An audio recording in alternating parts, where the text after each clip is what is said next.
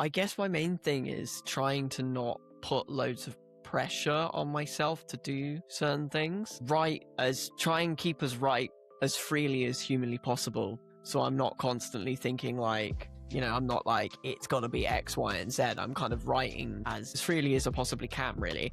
And in terms of balancing that with the business side of things, I mean, that's something that like I would say that I, like many people, am still trying to kind of learn the proper balance of it. I'm not perfect. I don't think anyone is really perfect. I think like allowing yourself to make mistakes and understand that making mistakes, getting things wrong is a part of the business, is part of what you're going to do. And just being able to learn from that is important.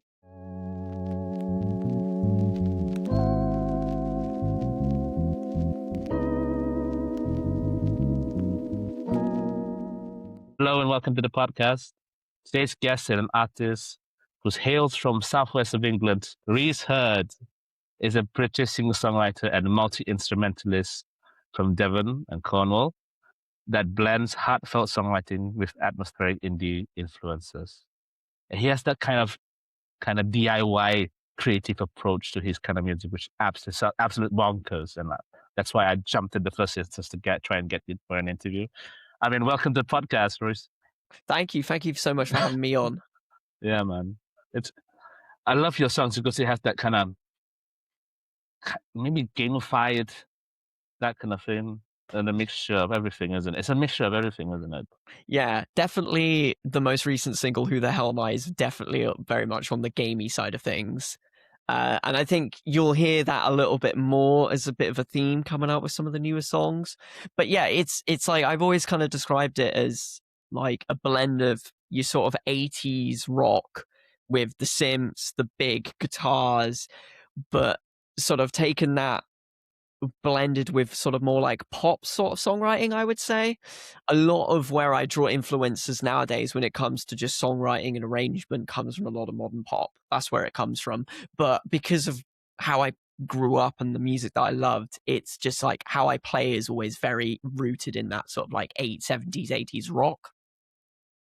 And obviously just I love synths. So that's also where that 80s influence comes in as well. Yeah. And then speaking of synths, you have something at the back as well. You have a lot of keyboards. I do. That's so the synth as well, isn't it? This is just a keyboard. So this is I got this from my mum, which is basically a Gear for Music stage piano. But I just use this as like a MIDI keyboard, really. And this is like hooked up straight into my laptop. And it's also hooked up to this, which I got at the beginning of last year, I think, which is an Arturia Micro Freak. That was like, this is my first foray into physical synths, and it's been so much fun. I love playing with it, and it's given me kind of like endless amounts of inspiration. Inspiration. I love it so much. That's so good. Not everybody gets to get a synth in their house and like experiment with stuff and like, yeah, crazy. I mean, any of my viewers who are here right now, why am I not in their house? Why am I not? Look at the background; it's so different. It's so hot today. Oh my days! Apparently, it's the hottest day on record in May ever. Oh ever. Yeah. It's just oh my god! It's been cooking today. It's been so hot. It's so hot. Even with every single possible window open in the house, it's still just too warm. No, it's too hot. It's daft, isn't it? Like, yeah. I'm in the library now. Air conditioning is the thing. Yeah. Oh, thank God. Sweating on the way. Yeah? Anyways, and growing up in like the southwest of England, like how much did Devon and Cornwall influence your creativity in music? I mean, I'd say hugely. Like mostly, I would say it's all down to the people that I've met through living in Devon and Cornwall. So I grew up in Devon, so I grew up in a little town called Brixham, and yeah, it was a big influence on sort of the music I listened to. A lot of the music that I grew up listening to was very influenced by my parents. You know, my dad would like sit me in front of the telly, had this massive 5.1 surround sound system, and would stick like concert videos of like Rush and Pink Floyd and Joe Bonamassa and all that sort of stuff on. And obviously because of that, I became obsessed with the guitar. And then that influence kind of grew, and if anything, got much more when it came to moving down and studying at Falmouth Uni, which is where I still am now. I think you talk about the DIY mentality and the ethos, and like really Falmouth is such a big place for DIY artists. It's so many people are so DIY. It's very independent. It's very creative. It's an amazing place to be because you're around some, not only people who are so genuinely nice and lovely to be around, but they're around and they encourage you to be more creative. They encourage you to be more inventive and different. So I'd say that real DIY ethos has really kind of stayed rooted inside of me, and I think a big part of that is living in Cornwall and Devon, where it's such a huge part of the music communities down here. Oh yeah. I mean, we were talking before the interview about I've interviewed the other women who are also from that part of the area. It's like there's so many, and they chatted about like life spaces and how like they were growing up and going to like gigs and stuff. Like. Do you remember your first gig that you ever went to? Yeah. Oh man. So the first big gig I went to was my dad managed to get us tickets to the last ever. Well, it was until very recently the last ever tour that Rush did in the UK. So in 2013, when Rush did their Clockwork Angels tour, it was my first ever show was going to see them, which was unbelievable. It was in Birmingham at the NEC. And yeah, that was incredible. And me and my brother, funnily enough, have tickets to go see them again in March when they come back to the UK, which is very, very cool. That was the first big gig I went to, and I proceeded to go to more and more gigs as I grew up. My first, I would say, local gig, I'm trying to think now, because like once I kind of went to university, it was one of those things where I was going to gigs like every two gigs every week, so it was kind of a bit crazy. I can't remember, but like I remember it was just such a different feeling and vibe going to something that was like 40 people crammed into a tiny pub where you're like that far away from the musician. But yeah, I can't remember which one it was, but it was probably at the Killigrew Inn in Falmouth. That's as far as I can remember. Was there a particular moment in life where music became more than just a hobby for you? I mean, I think the realization that music was the thing that I wanted to do came very early on. Like it was this sort of wild shift around, I want to say like year 5, year 6. So like just at the end of primary school when I picked up guitar. It was almost kind of a complete fluke, really. I just like one day I was leaving school and the teacher put down these pieces of paper. They were like, oh, if anyone's interested in guitar lessons, we've got a resident guitar teacher. Here's a sheet to sign up. And I just took one home one day, completely expecting my parents to be like, sorry, we can't afford it, or it's just too expensive for us, or would you rather do something more employable, the general sort of thing. But yeah, no, I brought it home and they said, yeah, they were like, yeah, you can learn to play guitar, which absolutely blew my mind. But I was so excited because, growing up around music was really, really cool to go and play guitar. And then that weekend we went to go buy a guitar. We ended up with a guitar, £10, or it was £15 from the middle aisle of Lidl. So the top quality of stuff. And then, yeah. And then eventually, like, I genuinely think it took me about 6 months of guitar lessons to go, I love this so much. I want to be a guitarist. I want to be a musician growing up. That was kind of the realization I wanted to be. And yeah, it kind of really hasn't wavered since then. I remember putting my first gig on, it was in Exeter actually, the first ever show I ran. So just as I was leaving sixth form, I wanted to run a show. So I basically was just like, I'm going to put on a show no matter what. And my parents were like, oh, okay, never done anything like this before. So I did. So I booked out the tiny little room in the Exeter Phoenix. Do you know the workshop in the Exeter Phoenix? I need to go down there soon enough. Oh, it's basically there's like a tiny little 40 capacity room in the Exeter Phoenix. I booked that out And then I just put like all of my money I had at the time into just putting this show on. And I was like, it's going to be the best thing ever. It's going to be the best thing ever. And I remember that show went so well. It was incredible. And it was like the first proper show that I'd organized. It was the first proper show that I did like a full set of original music. And I remember like leaving that show and thinking, I could make it. Like, oh my God, like this whole music thing that I've been doing, the thing, it's like, oh my God, this feels real. This feels like a thing that I can do now. And I will always remember that feeling as well of just that shock of, oh, this isn't necessarily just a fever dream anymore. Like music is a thing. So those were two huge moments, I'd say, in terms of just my feelings towards music in that way. That's so fun. Like learning different instruments as well helps a lot in that kind of idea as well. Like besides guitars and keys, like what else do you have in your kind of instrumentalist rock? To be honest, so guitar is my main thing by far. And then after that, I started learning to sing when I was like 16, I think, was when I was trying to properly learn to sing.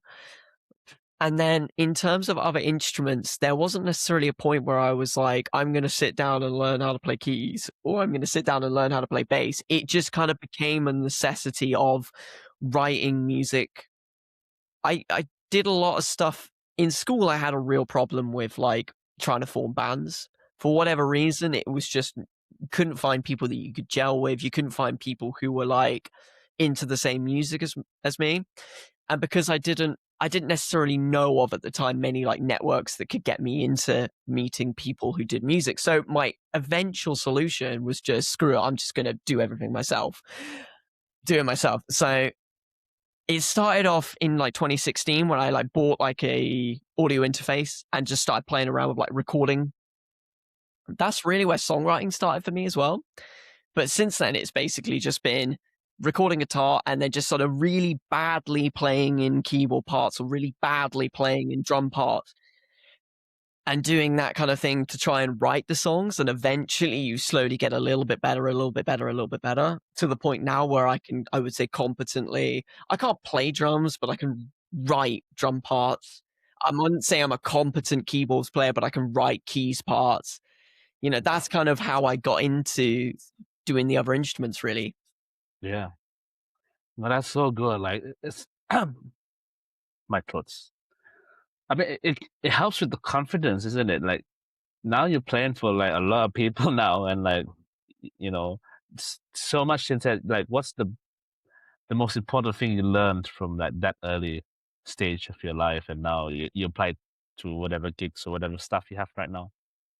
Oh, I mean, there's lots. I from the pre-university era, I'd say the main kind of thing that I learned, I would say, is just that kind of that willingness to sort of just go and do it. You know, for me, it was like, you know, and I was like, I'm going to go put on a gig and I'm going to book out a random venue in a city that's 45 minutes away. And like, to me, a lot of people, I think, have dreams. And I think it's one thing to kind of have a great idea and then to execute it. And I think I learned in those early days of just having the confidence to just go do it, which was really good. And I think that ability of just doing things on my own has helped more in, especially nowadays when like, you know, being sort of like clumsily and sort of really badly doing things in the early stages and just keep on doing them until you start getting good at them has really kind of helped me in the long run, because, you know, being able to write guitar parts, but then also write bass parts, keys parts, and sing on your own songs helps with your songwriting. And I think the big one for me has really been like producing my own music. Like, I mean, if you talk to anyone, you know how expensive recording music is. It's such an expensive thing. And to be able to kind of produce the songs myself means that I can kind of take risks and not have that financial burden of cost 500 quid to record this song. Like, you know, we got to make sure that it actually performs well. But to not necessarily have that like thing of if I record a song, drop it, it fails. It's like, okay, that's a learning curve. Let's do it again. And just keep doing it is something that I'm really happy that I kind of stuck to my guns and just kept on producing and kept on learning how to do it, because I think nowadays like having the ability to do it myself is, it's like saves me loads of money, and it also means that I can be really in control of the product that I release. Yeah, I mean, of course, like it's so good, and like in this age right now where the big one's coming out, AI is here, and Yeah. and it's you're trying to be original, even though it does sound original, but you have to find that sound, to find your own sound is so hard these days, isn't it? It is. I mean, there's so much music being released every single day, regardless of whether you talk about AI or not. Obviously, AI is like, oh, another kettle of fish, which yeah, I think, yeah, I guess like, I mean, a lot of people have spoken about AI in much better and elaborate ways than I have, and talk about the problems that we've got as musicians that have been created through AI. I think my hope is, and what I hope with the whole deal with AI is that we as music lovers continue to kind of really, I guess like prioritize and showcase the idea of originality more, because when you're so swamped with the same thing over and over again, is when you see something that is genuinely new and fresh, it like it feels amazing. And I think that, I hope that for me, and I think every other musician, I think we should take and look at AI as an opportunity to push ourselves to be more original, be more ourselves, because that's truly the only way that you're gonna succeed in today's world, is if that you can do something that a robot can't. I think when you look at the way that Angine de Portrine has blown up recently, I think that's such Man, a great, let's talk about them, man. yeah, that's such a great example of like just music that's so weird, so wacky, and yet so brilliant. And it's an example of how, like, I think being unique and being original is still it's still the most important thing, I think. Yeah, originality, man. Honestly, and Mm. go talk about Angine de Portrine for days. Like, Yeah. Oh the yeah. music is weird, but I understand it. Like, Yeah. human connection, isn't it? It's Oh crazy. yeah, for sure. And to realize they've been doing it for a long time already, it's just Mm. anyways, yeah, crazy.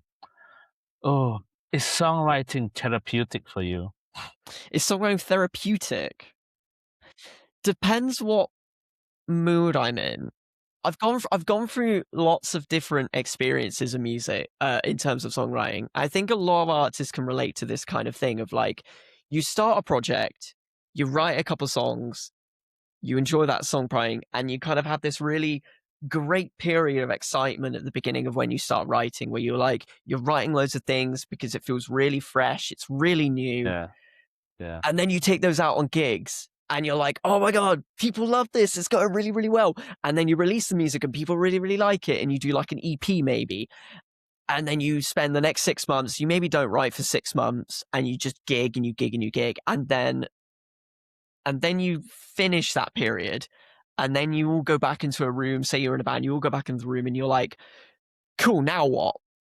And that's one of like the biggest, like one of the hardest bits I find, because now all of a sudden you're writing both with expectation, but you also are still very early on in your career, so you haven't necessarily truly developed exactly what you want, and you have this like pressure. You're like, these songs were great, I want to do this again, but I want to do something different, but they've got to fit into this set, and they've got to do this and they've got to do that. And that's where I think artists really struggle with putting pressure on themselves.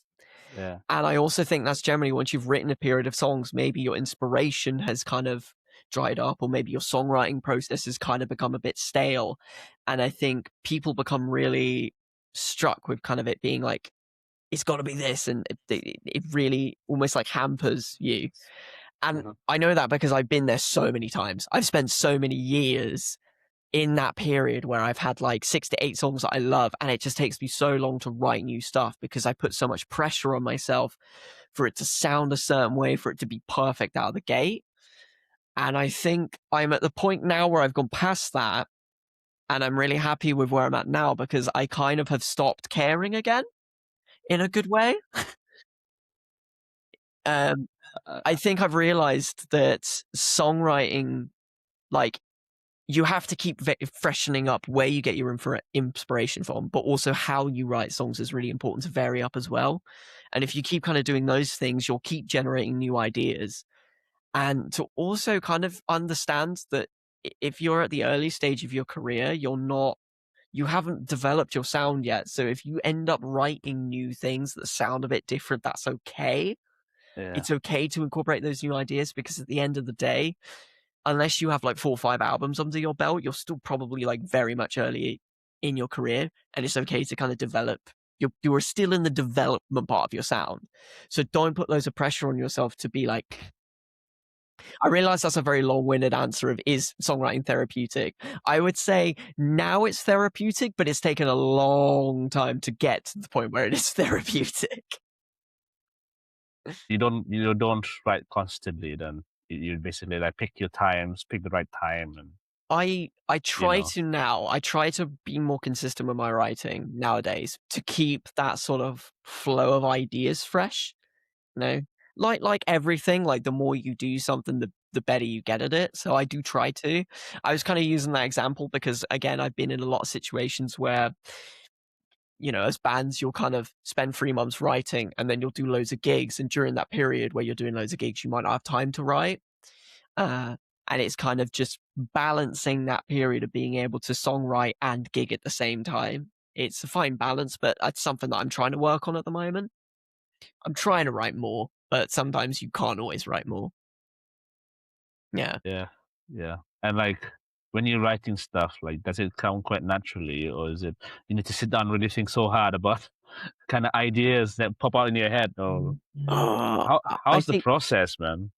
the process, I mean, as part of what I was saying before, is that like a big part of my goal is to try and is to intentionally vary up the process where I can, because that then keeps things fresh and ultimately means that you find yourself inspired by new things and write differently. For a very long time, it was always I'd come up with a guitar riff. I'd be like, that's a cool riff. And then you'd write a song based on that.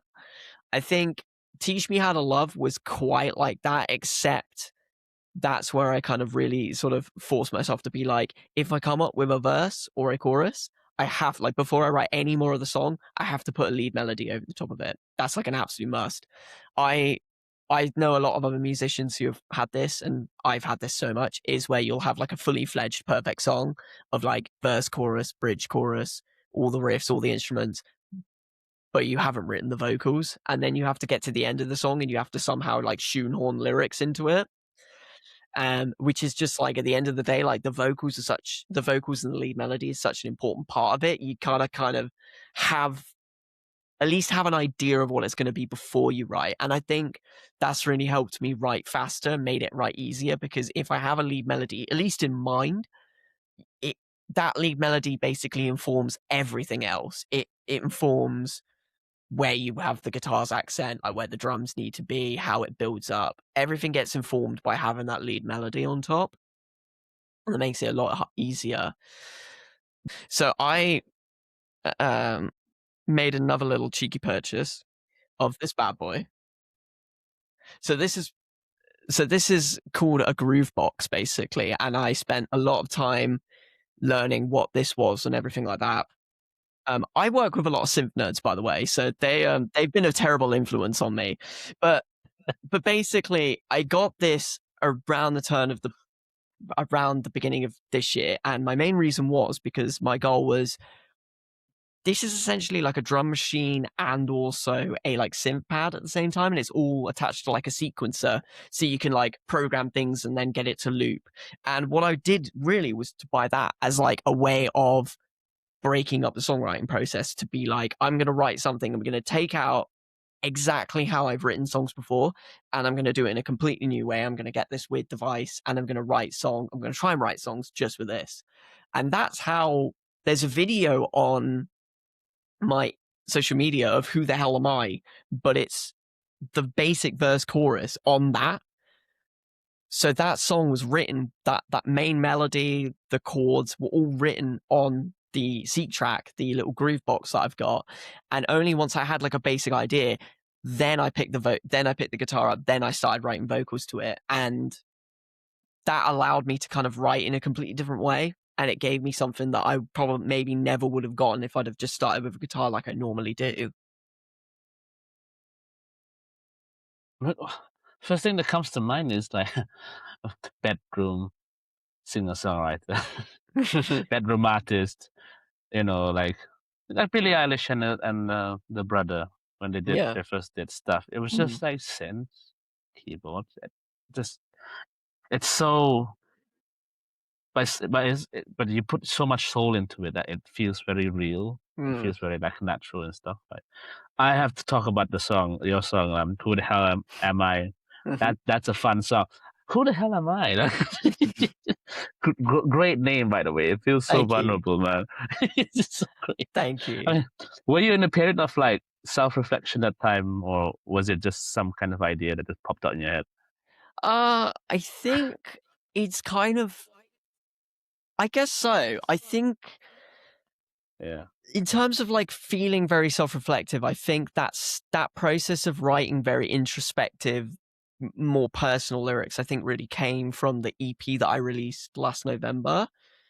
That was kind of the first time really in my entire life that I kind of was able to write, like look back on my experiences in life and go, huh, Yeah. that was interesting, and be able to articulate it in writing. Yeah. And I think this was essentially kind of a fleshing out of that. I think I was able to flesh my ideas and thoughts a little bit more into this song.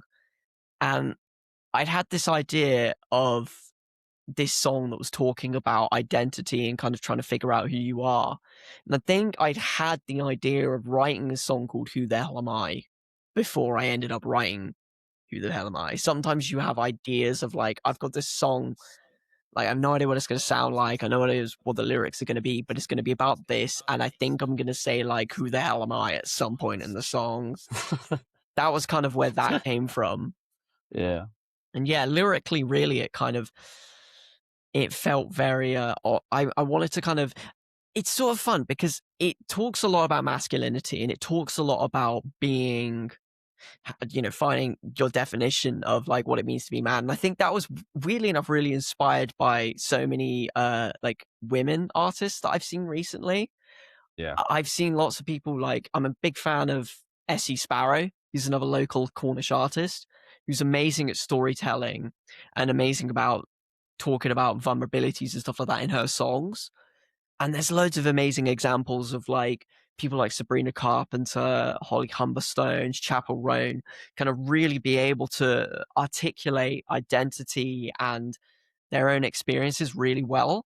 And that I think was really kind of inspired me to be like, okay, cool. Like I want to do that, but obviously do it for, do that sort of lyric writing, but from my perspective. And that really kind of inspired where Who the Hell Am I came from? Because it talks a lot about, the sort of the things that you get told as a young man about, being, being hyper competitive. Get it right that time. You've got to be strong. You've got to earn loads of money. You can't be weak, and all this sort of thing that you get maybe told as a young person, as a young male. I wanted to talk about that really in the song. Yeah. So yeah, I guess it is very introspective. Honestly, like talk about the male expectation, Yeah. What a fun thing to talk about that. Men, like younger men, are just like, how do you say this? They've asked so many things, like parents, people, like, oh, you have to be a certain way, you have to show your emotion a certain way, and that kind of thing. Like, is it very important to like find yourself, do the proper things, as a guy, like Yeah. before you do other things. Like it's such a big topic, isn't it? Like so many young boys or Mm. young men are struggling with this right now, like identity and stuff. Yeah, I think so. I mean, like, for me, like, what it means to be a guy isn't necessarily something I've always. Maybe I have thought about it, and maybe it's been a big part of thing, but like in that context, it's not really been something I've thought about for a lot of my life until I guess more recently, where I'd kind of think about like what what is masculinity and what is that? And I guess really for me, it's kind of gotten to the point where it's. I guess the message of the song really is kind of like masculinity is kind of whatever you want it to be. I mean, I'm sure like the official textbook definition would tell me otherwise, but in terms of your own personal how you view yourself, it's really kind of whatever you want it to be. And I think that there's at the end of the day, I think that finding finding yourself is really, really important, but it is, you don't have to be anything. You don't have to be a certain way because, you're a guy, so you have to be X, Y, and Z. It's not about that. It's about finding your own personality, regardless of what society kind of has expectations of you. Mm, absolutely, man. Mm. Uh, and again, like a great answer to a question of mine. Thank you. Thank you. Yeah, great answer. Yeah, 'cause I'm a guy, and I feel the pressure every day, man. Mm. Eldest child, Yeah, I know. Man, struggles, bro, struggles. Yeah. I mean, how about the song when you bring it live? How's your reaction to it, and how like is it so different compared to like when you first recorded it? I don't know if it's like wildly different.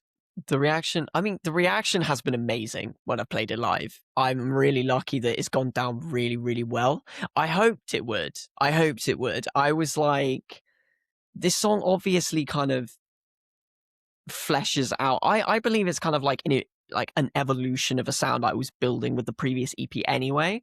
But obviously it takes on more of a kind of it takes on more of a kind of like sort of like synth wave, retro wavy kind of aesthetic. It takes on that kind of video game aspect, really. And a big inspiration for that was it really felt like I could take the sonic sound and blend it with a visual identity really clearly. And in terms of how it's gone down live, I mean, it's like it's such a great song to play live because of its energy, because of how its speed. It's like the perfect song to get people to get up and jump. It's the perfect song to kind of really get people moving.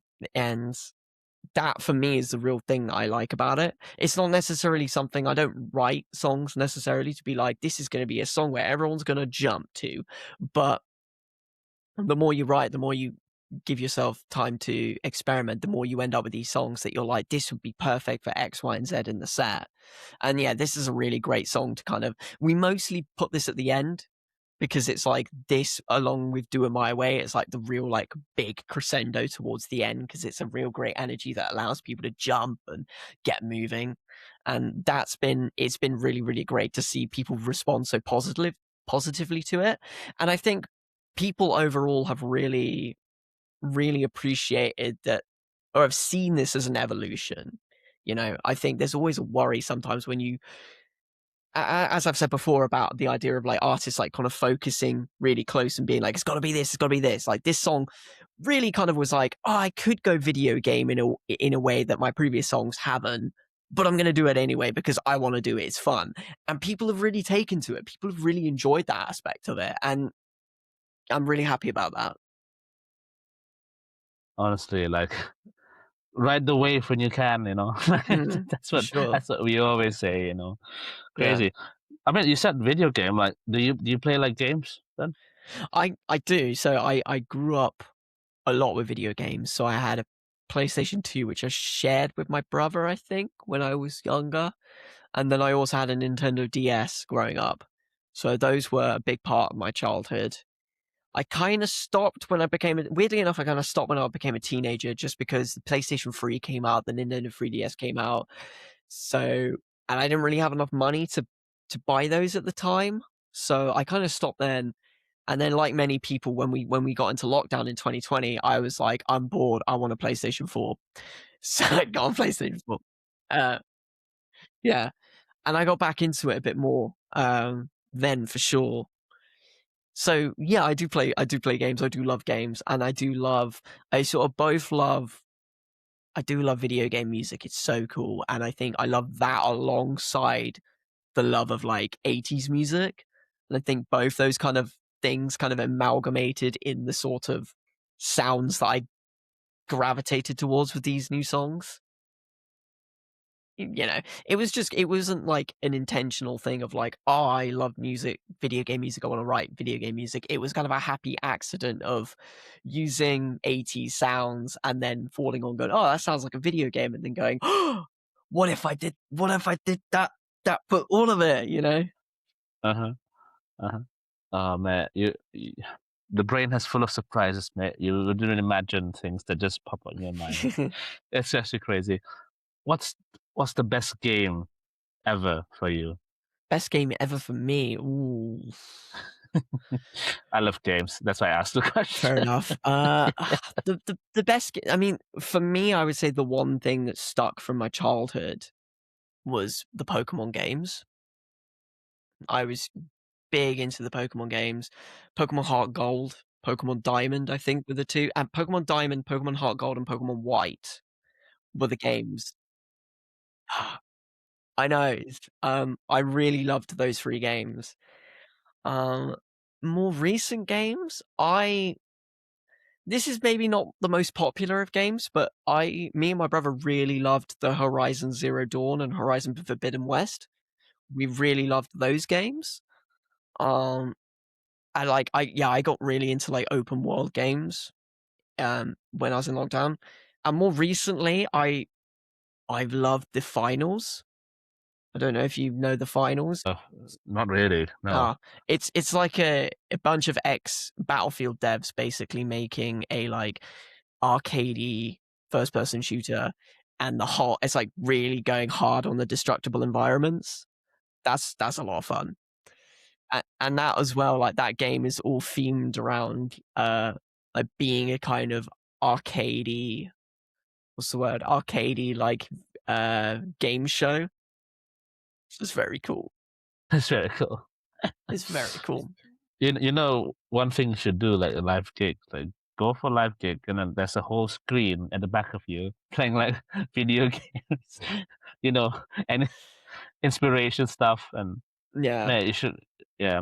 I would love that. I actually recently played with a band, so a few of my mates are in this band called Aquafaba, and they had something very similar where they had a Switch with Smash Bros set up to the side of the stage.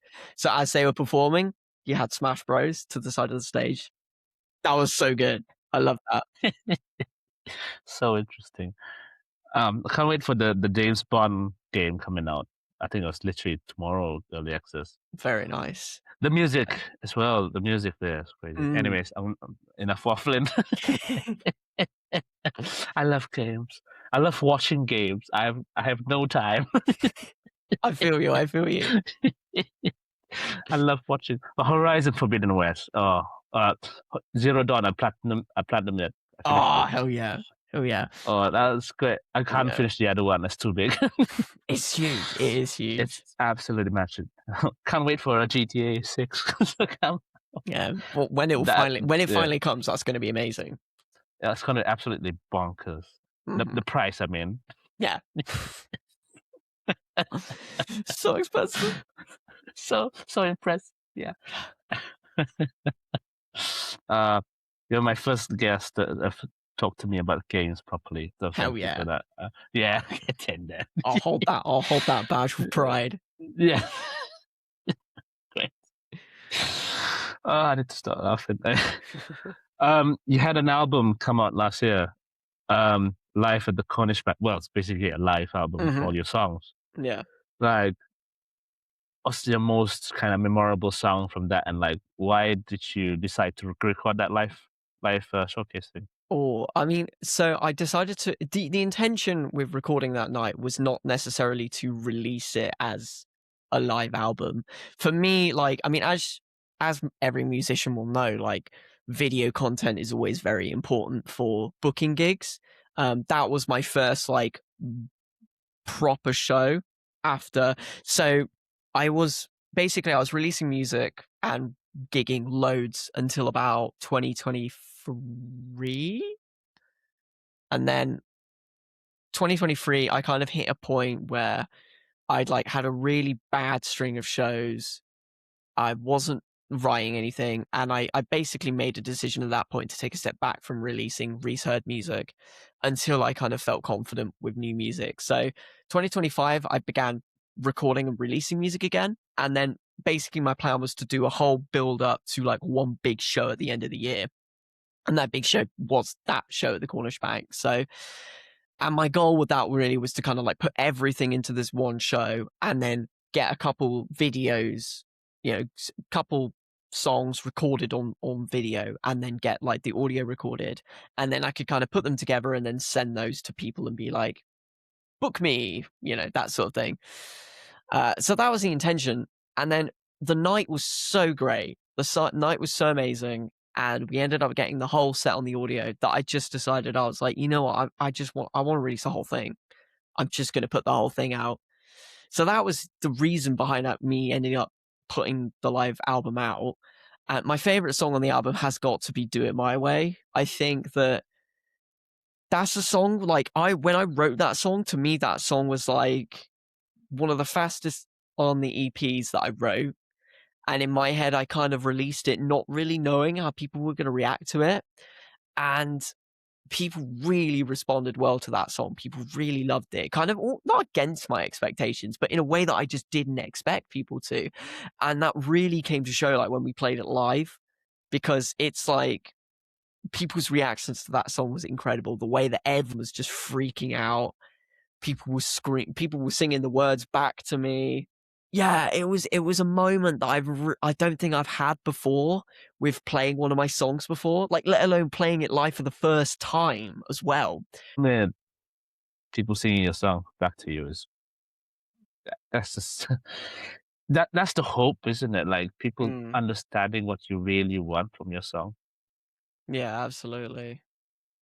Anyways, yeah, I mean you got so many songs there. Like I mean, I'm gonna look at it now. Like I have some here, but like was the setup like too much to ask for? You know, teach me how to love and so on. Was that just the setup for the night, or was Yeah, it like that after? yeah. So what I really like about this live album is that it's essentially the entire set from start to finish with no cuts, basically. So Yeah, if you wanted to like if you listen to the album from start to finish, you hear exactly how the set goes, and you hear all the bits in the middle and all that. yeah, And I really liked that about it, because I wanted to kind of show off how much the night flowed as well. I think both yeah, as an artist, to show off kind of, you know, your ability to put a set together and command a crowd and all that sort of stuff, to show off how, you know, you can kind of keep things flowing and engaging in between songs. But also, again, it's just part of that, as I think mentioned before, that kind of like the rawness and the liveness of it, to not have it kind of like finish a song and then you cut to another bit of the song. It's like, no, you hear everything. You hear all the in-between bits. You hear how we start the songs, how we finish the songs, what we said to the crowd, how the crowd reacted. You hear yeah. everything, which is really cool. Crazy. It's just crazy. I love live albums. It's just it brings such a different kind of versatility and kind of like you can't even say you knew whatever that is. Anyways, it brings everybody together and like it's crazy. Like the latest live albums I've been listening to are like Billie Eilish Mm, new kind of live album and like it's crazy. No, I'm so sorry. I haven't really heard much of it. I heard like the first few tracks, but I need to sit down. I'm the kind of person I like vinyl, so basically I sit down and listen to it mm. one time at a time, and yeah, and I feel it's gonna be exciting. It's a new journey for me, I guess, Oh to yeah. listen to it back again. Yeah, man. But yeah, crazy. What is the best song in the album? Best song? Mm. Oh, I mean, it's a tie between "Do It My Way" because of the crowd reaction and the way that everyone Yeah. just reacted to it. There's like three contenders. There's that one. There is Dancing in Mangoes, because if I'm honest, I think that Dancing in Mangoes, the live version, is better than the studio version that I Yeah, exactly. recorded. Yeah. And I would also then say Teach Me How to Love. Teach Me How to Love is like a personal favorite song, and hearing that performed live, I think we played it really well that night. So to kind of hear my own song played really well, kind of, Yeah. you know, You know. it felt good to me, you know. No, that's the most important thing. Like, if it feels good to you, and you say to yourself like, this it just works, Mm, and you should push for it. And like you know, like we were talking earlier about originality and authenticity and that kind of thing. Like, yeah. if you're not singing through your heart, or you know, gut feeling or something like that, it just kind of feels stale at some points. You know, like Mm. it's so like, how is it important to stay like so in it and so original, especially like when you're doing like live stuff or live recordings in the future. Mm. As in, like, Yeah, how you like manage stuff.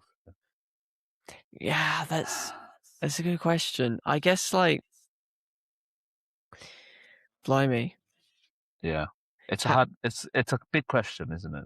yeah, I guess, like, just trying to keep enjoying every moment as much as possible. Uh, You know, there's so much that you can kind of get yourself bogged down as an artist, whether that be, you know, how much people are going to react to it, how much, you know, all the things that you uh, could be doing, or like, musicians compare themselves a lot to other people as well, and oh sometimes yes. all that can get into it. And I think people will always gravitate towards you because they know what you're doing is what you absolutely love, and they can see that passion there.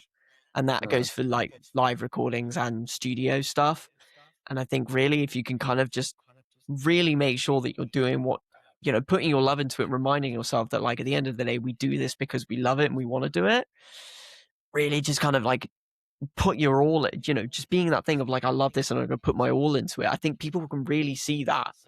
yeah, yeah, and being honest with yourself as well is so important, isn't it? Like, Mm. just being honest. Like, if something sounds shit, it sounds shit. You know what I mean? Like, Yeah. it's all about picking and choosing. I mean, speaking of that kind of thing, like, you're an independent artist. Uh-huh. We can go on and on about all the problems that we face as people face, as you know, being an independent artist today. Like, how do you Mm. balance the creativity of it with the business side of music, like booking gigs or doing albums or social media? You know, Yeah. yeah. I guess my main thing is trying to not put loads of pressure on myself to do certain things. Uh, Like, try and keep us right as freely as humanly possible. So I'm uh, not constantly thinking like, I'm not like, it's got to be X, Y, and Z. I'm kind of writing as, uh, yeah, write as freely as I possibly can, really. And in terms of yeah. balancing that with the business side of things, I mean, that's something that, like, I would say that I, like many people, am still trying to kind of learn the proper balance of it. I'm not Yeah. perfect. I don't think anyone is really perfect. I think, like, allowing yourself to make mistakes and Uh, understand that making mistakes, getting things wrong is a part of the business, is part of what you're going to do. And just being able to learn from that is important. I've been in bands and yeah. I know bands that have put so much pressure on themselves to get it right first time. Everything's Yeah. got to be perfect. And what often happens is that really that pursuit of perfection and that pursuit of getting it right first time is such a sort of block for creativity, Yeah. because Totally. so much of what you write is going to be terrible. 80% of what you're going to write is going to be like, oh, that's enough, and you're going to throw it away the next day. But it's Yeah. so important that you are writing those things, because those are the things that are going to lead to what is great. And if you don't allow yourself to write stuff that might not work out, or explore ideas that might not work out, you limit yourself so much, and it makes the art of being creative so much more challenging. Yeah. And I mean, like you mentioned about the struggles of just finding the time or Mm. the energy to do songs, and like the pressure is there, and like I, let me put it this way: what is your advice to people when they say to you, like, or your new bands or artists will come to you and say, like, I need help. I just feel so stressful. I just feel like Mm. I want to get it out, but I can't. Like, what would your advice be to them? I mean, time, I think, is one of the hardest things that will affect everyone. And Oh, there's obviously only so much you can do if you've got a job or, yeah. whatever. There's only so much. You got to pay rent at the end of the day, so you can't just quit your job. And, me, like many people, don't have the pleasure of being able to quit their job and just go straight into music. And, they Uh-huh. need that safety barrier. I Yeah. think for me, it's kind of just understanding the time that you have and really just understanding like what you can do in that time. You know, like I've not really done many music videos for my new stuff because I don't have the time, or I particularly don't have the money to fund proper music videos for this stuff. And it's that kind of decision of like, okay, I can't do big music videos. Okay, I can't do big PR things. But what I can do is I can dedicate my time to doing social media really well. Or I can Yeah. focus on, okay, I can't put loads of money into like campaigns and stuff like that, but I can release potentially, I can write and record more songs than other people can because I have the means to record myself. So I'm going to focus on recording a lot of music and building up my catalog. I think it's kind of like evaluating what you can do, evaluating what time you do have, and figuring out kind of like it's better, I would say, to do a couple things really, really well than to try and spread yourself too thin and struggle because you've taken on too much. I think that's an important thing to do if you're really struggling to do that. Yeah. And just understand, as again, like as I said before, like you won't be perfect first time. The first bits of social media content are not going to be the best. Your first songs are not going to be the best, but you're going to learn so much more from doing that, writing, recording, and just releasing the song and just putting yourself out there than you Yeah. would than just thinking about it loads. Uh-huh. Yeah. I mean, like, I speak to so many bands and artists, man. Your episode 29, by the way. That's crazy. Like starting this as a classical music kind of Hmm. commentary early days, and then stopped for a whole year because I was trying to find a job and discover like what should I do after uni, Yeah. Yeah, and like now it's just look at my schedule. There's too many things on my schedule now. Work, episodes. I've kind of forced myself to put it in like specific dates, like Monday, Wednesday, Friday. I have to do that, and then Tuesday, Thursday, I'll edit and stuff, and like Hmm. whatever. Like, I mean, it's the same with you. Like you said, like sometimes you just need to keep yourself busy to get the creativity out. Hmm. You know. Yeah, Ah, absolutely. crazy, man. Hmm. All right, enough talking about stressful, uh, in it, in just bad things. Anyways, let's look ahead then. Like, Hmm. what are the big plans coming up, or are you just thinking of doing something first? Or like, do you believe that you can push yourself a bit more? Like, we're already in end of May now, and like, do you Mm. have any plans for like the end of the year, that kind of stuff? Ooh, end of the year. I'm still kind of formulating what I want to be doing for the end of the year. I'm really excited for this summer. I've got Yeah. a string of shows coming up in June, July, August time, which I'm really excited about. We're going to be going back to Bristol. We're going to be going back to Exeter, which I'm really excited about. We're going to be going back to Plymouth as well. I've not played in Plymouth in a good number of years, and I'm really excited Yeah. to be back in Plymouth as well. Yeah. And then I think the big one for me is going up to London in July. I'm so fan. I'm going to be playing a show with Breaking Sounds, and they're doing Yes. a like showcase at the Star in Shoreditch, and that is going to be like, yeah, it's going to be my first show outside of the Southwest and be my first show in London. So Yeah. That's it's a huge milestone. I think when you live in the Southwest, it's one of the biggest problems is kind of like breaking up into the up country. So to be able to play in London, I'm so excited about that, and I'm just really excited to do that, and to play in Exeter again, to play in Bristol again, to play in all these different places. I'm really excited to be playing in loads of different really cool places. So that's exciting. The summer will bring more music. April and May have been very, very busy, so I've not had the time to necessarily sit down. But I've got a bit more time now. I'm going to be writing like crazy, hopefully. Fingers crossed. Yeah, fingers crossed. Yeah.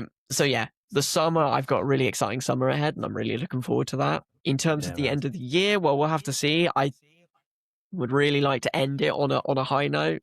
I think this year so far has been amazing for music for me this year. I'm very lucky to say that it's been a really, really good year so far. So I want to make sure that we end it strong as well, you know. Oh yeah. How? Not too sure yet, but I'll figure something out. Yeah. I cannot highly enough recommend the support act for you in Plymouth. You know how I'm talking about. Not Wednesday. See, I'm saying the wrong people already. Terrible. The other woman, I mean, they should play with you. Like I don't know whether you already said it already, but I'd love to play with the Other Woman band. I know them a couple of times. I've seen them in Falmouth when they've come and played in Falmouth. I saw them at Boardmasters as well. So yeah, this is a cheeky. If you're watching this, the Other Woman band. I will be telling them yes. No, I think they would love it, and I would love to come down. Well, I say that kind of positively, trying to come down back, because I used to live in Portsmouth, and the South is everything, music wise, huge, big enough, and then you go to London, and yeah. And there's a lot of people. I'm based in the Northeast, so there's a lot of people who would love to listen to your songs. I mean, I hope people. I'll be spamming your songs and repost them or something like that. Thank you. Yeah, we'll have to come along to the Northeast at some point. That'd be fantastic. You don't understand. Like I'm based in Middlesbrough, and like apparently there's a lot of gaming studios here as well. So. Hell yeah! A lot of opportunities. Hell yeah, man! Opportunities. Yeah. I recently had the pleasure of writing some music for a video game recently, and that was the first time I had the opportunity of doing that, and that was so much fun. I did that for a couple students' final year project, so that was so much fun. So sick. I think that's something I'd like to do more of. I reckon do more video game music. Yeah. Back to video games. This is what we love to see. Best video game soundtrack. Do you have one? Oh, ooh. Hard question. That is a hard question. Oh, God, I can't think of one off the top of my head. There's don't worry about a lot of really cool ones.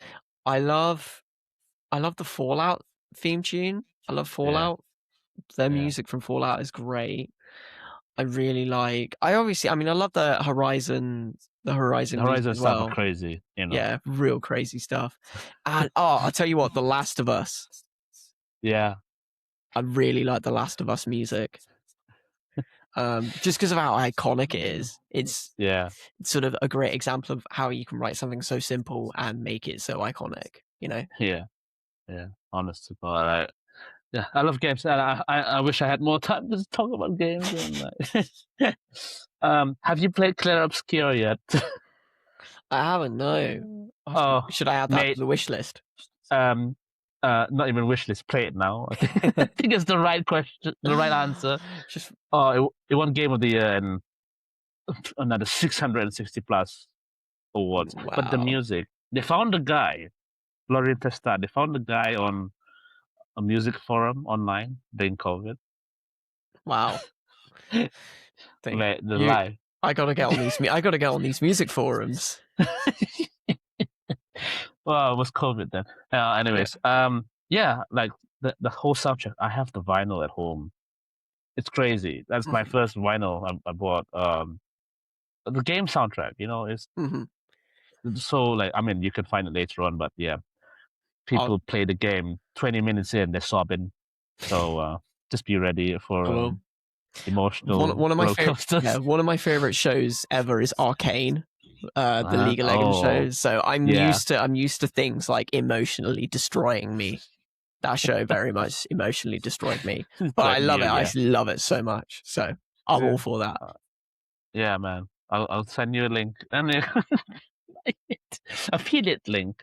No, I'm joking. I don't have an affiliate link. I'm not a streamer. One day, maybe. One day. Yeah. All right. Okay. Before we end, quick 5 questions. Come on. Favorite song to perform live? Ooh, I'd say Do It My Way. Dream collaboration. Ooh, I would love to collaborate with. I'm gonna say that because they're my favorite band. I'm gonna say Alter Bridge. I'm gonna say like either Mark Tremonti or Miles Kennedy. Okay. Yeah. Yeah, that's good. Favorite place to write music? Favorite place? Yeah. That is a good question. I don't. Most of my music, to be honest, gets made in this room. So I probably have to say this room. This room. Even though it's not very fancy, it's just the spare bedroom in our flat. But I guess this is where most things get written, so it works. Yeah, it works. It's where the magic happens. Yeah, either that or maybe the beach. I'm lucky to live in Falmouth, so the beach is quite nice as well. Yeah, I miss the beach. It's so windy, We've got Redcar here, but Redcar here has most of the wind turbines in the UK are based in the seas of Redcar. You can literally see in the distance, like just hundreds of turbines. Anyways, that's a good game idea. Festival crowd or intimate venue? I would say festival crowd. I love intimate gigs. I love intimate gigs, but I also love just being on big stages. Crowds. If I played exclusively on big stages in front of big crowds, I might maybe answer differently. But because at the moment I'm at the stage where like that's like a special gig when you get the chance to go on a big stage. It feels special when you go up and play in front of like a festival crowd. So I mean, let's continue with that then. Dream festival to play at, I would say. Man, I'm torn between Glastonbury or Download because I would love obviously Glastonbury because Glastonbury, but also like because I'm like grew up as a rock lover, grew up loving rock music. There is a part of me that would also love to play Download as well. Yeah. So yeah. I mean, if we recently had the BBC Big Weekend in Sunderland, which I didn't get to go. I was watching online and on TV, and it was great. Like Olivier Dean, like my favorite person ever, like there, and I'm so far away. Like I could have interviewed all of them, but I was far away. No, but maybe that as well, like because they change their venue every year anyway. So, man, yeah, the Big Weekend would be a really cool one to play. Great opportunity. That. Oh yeah. And then the BBC are gonna, of course it is. And this year there's no Glastonbury this year. I know. So the space has to be filled. Crazy. Indeed. Has to be filled. Biggest inspiration outside music. Ooh. Am I allowed to be cheesy and say my girlfriend? In what way? I think just like, well, obviously all the love songs are written from that point of view, but also like having someone who is equally as creative as me, and seeing all the things that she does with Whisper and photography is very inspiring. I think it's really cool to be. It's good to surround yourself with people who are hardworking and creative because it inspires you to be hardworking and creative. Of course. So that's what I would say. Yeah, it's not cheesy at all. It's it's the support, you know. Yeah, That's what helps in the low times, you know. yeah, for It sure. does. It does. One last question for quick fire. One thing fans would be surprised to know about you. Ooh. Uh, I mean, you probably. I play golf from time to time. That's Okay. quite an unusual thing. Like most people, No. most people see me on stage and they don't imagine like, yeah, he's playing golf on his Sunday afternoons. Yeah. But yeah, that was something. Weirdly enough, it was one of the things that I was big into when I was younger. My dad used to love golf, so he kind of got us into the local golf club, and we used to Yeah. play loads. Fair And enough. it was big when I was younger. I kind of stopped it weirdly enough, around the time I picked up guitar. I kind of stopped playing golf. But Yeah. it was something about a year ago I have picked up again and I've started playing. And it's nice to have something that is sort of so detached from everything else I do, and it's not, it's slow, Yeah. it's outdoors, it's on, it's offline, and you can kind of just like completely detach yourself from it. And I think I've really appreciated having something like that you can just, go to a completely different world where nothing matters for a few hours and then come back. Yeah, what matters is the score. That's all. Yeah. If you take scores. Anyway. Yeah. Oh, mate, I enjoyed this. I mean, Thank thanks you. for coming on. No Thanks for your worries. time. It's crazy, like the amount of times we were chasing each other, you know. Yeah. Yeah, We made it work though, and I'm really happy we we made it did. work. I did an interview yesterday as well. It was the same thing. Trying to catch stuff, and honestly, thank you very much. I enjoyed that pretty much the whole way. So I'm really glad. Thank you. Appreciate it. great. Thanks very much for coming on, man. Thank you. Appreciate it. Thanks for having me Cheers, on. man.